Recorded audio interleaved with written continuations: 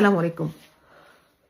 প্রধানমন্ত্রী, সাবেক প্রধানমন্ত্রী, 3 বারের প্রধানমন্ত্রী, দেশনেত্রী বেগম খালেদা জিয়ার বড় সন্তান জনাব তারেক রহমান জানা যায় দাঁড়িয়ে বলেছেন যে আমার মায়ের কাছে যদি আপনাদের কারো কোনো ঋণ থাকে আমাকে জানাবেন, আমি সেটা পরিশোধ করে দিব। জনাব তারেক রহমান, উল্টোটা আছে, বরং আপনার মায়ের কাছে গোটা জাতি ঋণী। আমরা আপনার মায়ের কাছে ঋণী। উনি যখন 1971 সালে শহীদ প্রেসিডেন্ট জিয়াউর রহমান স্বাধীনতা ঘোষণার পর ওনাকে যখন নিয়ে যাওয়া হয়, উনি মুখ খোলেননি জিয়াউর রহমানের ব্যাপারে বা অন্য কোনো তথ্য দিতে উনি কখনো মুখ খোলেননি। আমরা ওনার কাছে ঋণী। যখন জিয়াউর রহমান শহীদ হলেন, এরপরেও উনি একজন গৃহবধূ থেকে অসীম দৃঢ়তা, আপোষহীনতা, সাহসের সাথে রাজপথে স্বৈরাচারকে মোকাবেলা করেছেন। অন্যরা যখন হাত মিলিয়েছে, আপনার মা তখন স্রোতের উল্টো দিকে ঘুরে স্বৈরাচারের মুখোমুখি দাঁড়িয়ে লড়াই করেছেন। জেল জুলুম এগুলো উনি পরিণতি বরণ করেছেন। এরপরে উনি পিছু হটেননি। আমরা আপনার মায়ের কাছে ঋণী। উনি যখন 11 সরকারের মুখেও উনি যখন দেশ ছাড়েননি। আমরা আপনার মায়ের কাছে ঋণী। উনি যখন এরপরে অসংখ্যবার সুযোগ থাকা সত্ত্বেও নিজের সন্তানদের জীবন স্যাক্রিফাইস করেছেন। আমরা আপনার মায়ের কাছে ঋণী। উনি যখন আরাফাত রহমান কোকোর লাশ গ্রহণ করলেন দেশে বসে, তারপরেও বিদেশে যেতে রাজি হননি। আমরা আপনার মায়ের কাছে ঋণী।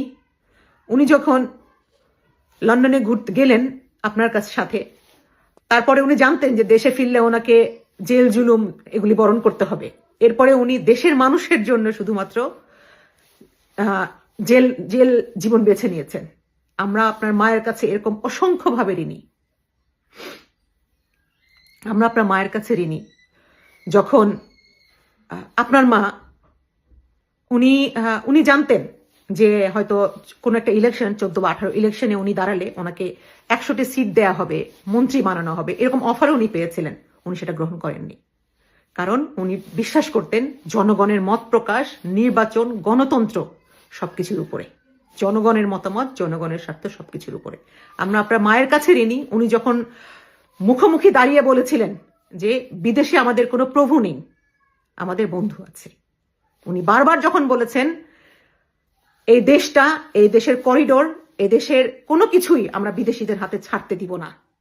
উনি যখন বারবার যে কোনো গণহত্যা, পিলখানা গণহত্যা, শাপলা চত্বরের হত্যা, এরকম সব ধরনের গণহত্যার বিরুদ্ধে উনি দাঁড়িয়ে প্রতিবাদ করেছেন। আমরা সবকিছুর জন্য আপনার মায়ের কাছে ঋণী। আমরা ওনাকে কোনো প্রতিদান দিতে পারিনি, কিন্তু আজকের ওনার জানা যায় দেশে যে 1.5 কোটির মতো জনসাধারণ শুধুমাত্র ভালোবাসার জন্য উপস্থিত ছিল।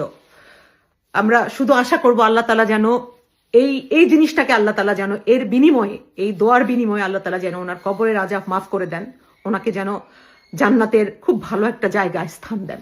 ওনার ভুল ত্রুটি ছোটখাটো যাই থাকুক আল্লাহ যেন ক্ষমা করে দেন। আমরা আপনাদের কাছে ঋণী। জনাব তারেক রহমান, ভেঙে পড়বেন না। আমরা দেশবাসী আপনার সাথে আছি। আল্লাহ হাফেজ।